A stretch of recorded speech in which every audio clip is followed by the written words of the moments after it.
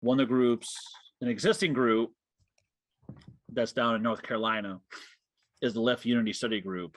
And so what they do is they choose a text. So one of the texts they read was Paulo Freire's Pedagogy of the Oppressed. So they read the entire book, but they did it for, I think, for 2 months, because they meet every Thursday at 7. Well, yeah, 7 Eastern time. And like for an hour and a half, they go through each chapter of that book. Mm-hmm. So like with that book, that book you just talked about, so you can choose like one of his essays, and then next week it could be another essay, and the next week could be another essay.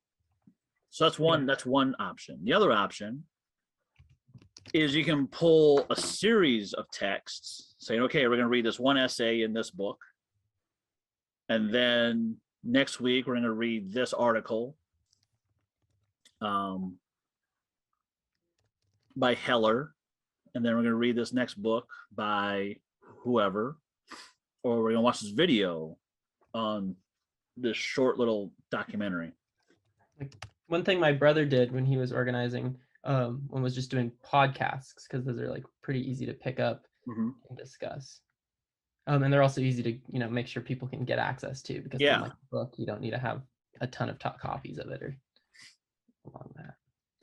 Yeah, I mean, you should choose texts that can be relatively digestible, if it were, for folks. Because like the one radical study group I help form in my area, I try to choose like 3 or 4 things that are very quick to read.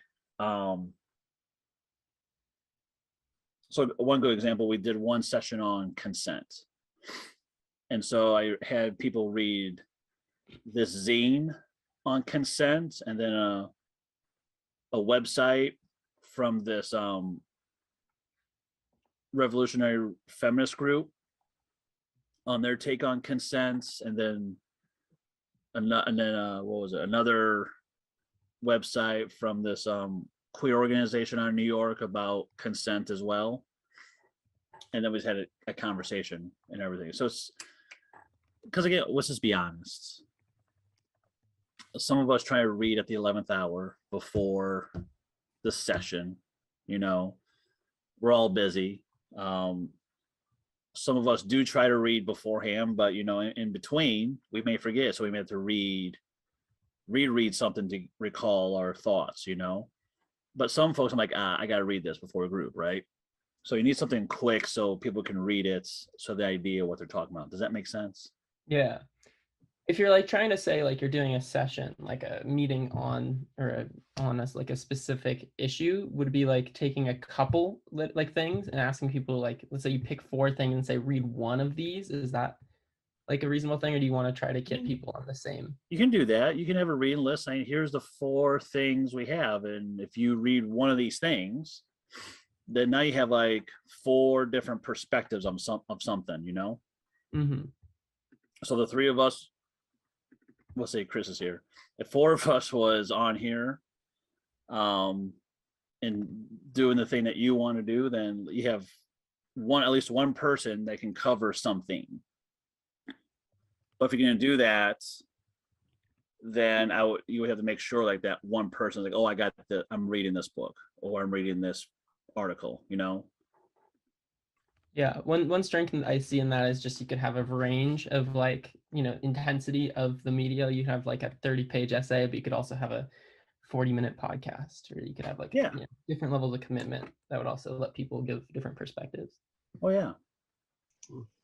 That's often a good way to do education and teaching, where everybody kind of picks a different thing and has a different perspective, and then they kind of report back to the group. This is what I learned from my reading. This is how I connect it to things I've heard from some other person. So that could be a really good way to get a bunch of diversity and learn from each other, The flip side to that, I think, is that those type of sessions tend to be really intensive because you read one thing and there's 3 other things. So by the time the meeting's over, your brain is like filled with stuff. You know what I mean? So if you do that, you might want to set aside like a longer time frame for that. Yeah. And Would not you try want to to be like, press it in. well, like the question I have there is like, could you just like have a couple discussion questions and then people could just, instead of like going really in depth on each of the things, you could kind of just try to synthesize all of them? Or would you rather, is it better to like really focus so everyone can kind of see from a similar perspective? Or I guess there's strengths. Yeah, I've done discussion questions before readings. That kind of stuff all works, but that kind of all falls in the category of it requires more prep work because somebody has to be familiar enough with those different readings to be able to design the appropriate discussion questions that are going to get the discussion you want, instead of it just being, you make up a question, but maybe it only applies to one reading, and so everyone else feels a little bit confused about what you're asking. So, that's the kind of stuff when you get your core group together and you have your core members, those are the kind of things to decide together about how much time do we want to do in the reading group itself, and then how much prep time do we want to do, and who's going to do it and who's willing to do it and all that stuff. I think it depends a little bit on your goals and how much free time you have and things like that. AJ? Yeah, I was just going through here really quickly. Yeah, I think what you just said, Gary, is good. I think, yeah, you just have to, regardless if I know from experience with teaching that there's always this trade-off that like you can always have really awesome sessions where there's really deep discussions or diversity or all those things, really good learning moments where people really connect with the material and really understand it, really put 2 different ideas together that they've never put together, and it's really amazing. To make that happen almost always requires more prep work, where you have to do a lot more reading yourself ahead of time in order to make the questions, for example, to try to facilitate, to try to get that working. So I think that's always the trade-off, to think that if you're going for that kind of thing, it's probably going to take a lot more work. So in that case, you want to make sure that you have a very strong core group that you can split up to where you're not burning yourself out or some other person. And if you feel like maybe your course load for college is too much, you might save that for maybe special occasions, and then try to do something a little bit simpler, week to week. Yeah, in regards to the prep side of things, I guess how I kind of cheat, if it were, is trying to encourage folks to do certain texts that because as Gary said, I mean, if you're going to choose a book or something that you don't know about, you have to read it, digest it yourself, think about questions yourself, maybe prep on the questions that you think are going to be asked, or discussion questions that you want to ask, because here's the beauty about these things. We can prep all day, every day, but there's always going to be that organic moment where you don't know where that conversation is going to go. So we can talk about how there's a climate issue regarding Palestine and Israel, right? And we may want to go to a certain point we want to make, but the group might go a different direction, and that's going to be not only beautiful, but something that is going to take a little bit more time to go through, because now we're in a whole different conversation phase and everything. But if you understand the text enough, or the material that you have outlined enough, that will help you get ready for those kind of impromptu discussions. Because I mean, for someone like myself who done some of these for a while and do interdisciplinary type of research also, I tend to like pick things. It's like, oh, if we do this, we do that, then we can talk about this, we can talk about that. Oh, and hopefully someone talks about this. If not, I'm going to bring it up. So yeah, yeah. If once you start doing this for a while, then you too can start like pulling some stuff together, and then get ready. Then the prep work will be just less time for you. Yeah. Yeah, I have been doing a lot of reading this last year and almost 2 years now. And I mean, I have lots of background knowledge, but definitely synthesize is difficult. I guess that's where other people come in handy. Oh yeah. Oh yeah, and also rely on folks that, how should I say this? I guess my point I'm going to be making here is I don't feel like you have to do it yourself.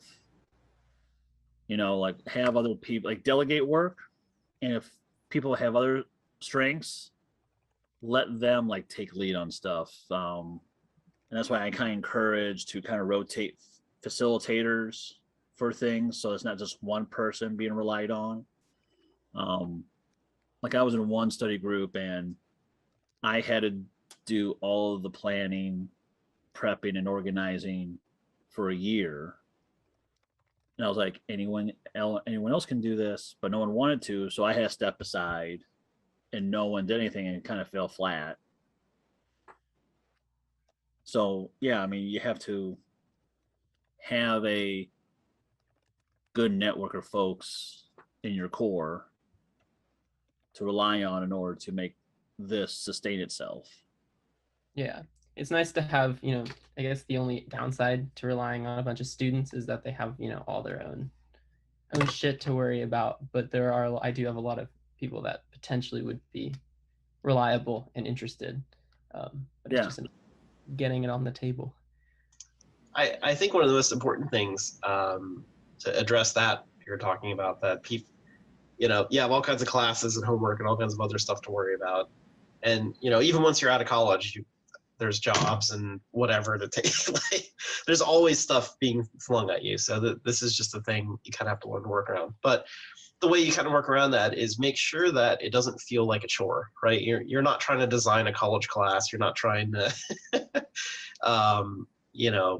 add work to people's schedules and all. This should be, as important as it is, it should also be a little bit of fun. It should be that you're getting together and doing something. And so, don't be afraid to meet and talk about an essay, while you're getting snacks, or, at the cafeteria, or at getting drinks or something like that, meet in a park or something, whatever you need to do to just kind of be relaxed and let the conversation flow. Because it's not a class, you're not being graded on it. It's like-minded people coming together to discuss their interests. And as you said, everyone has different background knowledge. Everyone has different life experiences. And so even though you're reading the same text, everybody's synthesizing it differently because they're putting it through filters from their own lives. And that's what really makes it great when you're coming together and talking. Hearing those different perspectives. I lived through this kind of thing, and let me tell you about my experience. And that's where you really learn how to connect all these struggles together. And you build solidarity and camaraderie, right? Because you're getting to know each other on a personal level, not just this like professional thing, right? It's not just a student-teacher relationship or whatever. It should be, you're becoming comrades in solidarity that you can rely on and help each other out. Yeah, that's another big goal from this is like I want to have a group of people out like after I leave school that I can rely upon for political struggles and also future endeavors. Yeah, and especially if you're doing it on campus, the greatest hook is have food. Even if you're free pizza. Yeah, I mean, well, yeah, I mean, if y'all have the finances to do it, get a pizza, 2 large pizzas for everybody, or the nearby Chinese restaurant that's inexpensive enough that you can have your own little like platter of food for everyone, or this is what I would do. If you have folks in different student organizations, have them pay for it. That's on the table. Yeah, great idea. Yeah, I was actually going to mention, I know that a lot of universities, and I would imagine UCLA because it's so big, when you form a new group, you could form a student group and then go get it registered with the student government or the school administration somehow. And a lot of times they'll give you access to resources, maybe even some small funding to hold events and do stuff like that. So you might be able to even get the school to sponsor a pizza lunch and get everyone together, for example. So Chris, who got us on here, he was he helped form a campus organization called the Radical Student Union at his school, and through that, and he did that during the Occupy movement. And so through RSU, and he was also involved with us in Occupy, so we kind of bridged the two together. So he purposely got the Radical Student Union to get funding and bring in like speakers to come in, like Ward Churchill, Kathy Kelly, who is like here in Illinois, like a big nonviolence activist, brought her down. And then could rent out any part of the university for free. And so we had Occupy meetings like at the university, like for free, So that's something to consider, like really turn school governance on its head. To Gary's point, unless things have changed across student services, it's just simply bylaws, at least 5 people to start an org, get approved through student government, as Garrett said. Mm-hmm. And then if you get that, then some of the people that I'll be reaching out actually have like pretty good experience with working within the student government at UCLA, and I know it's pretty easy to get registered as a club. Yeah, and it doesn't have to be like the Radical Student Union. It can be.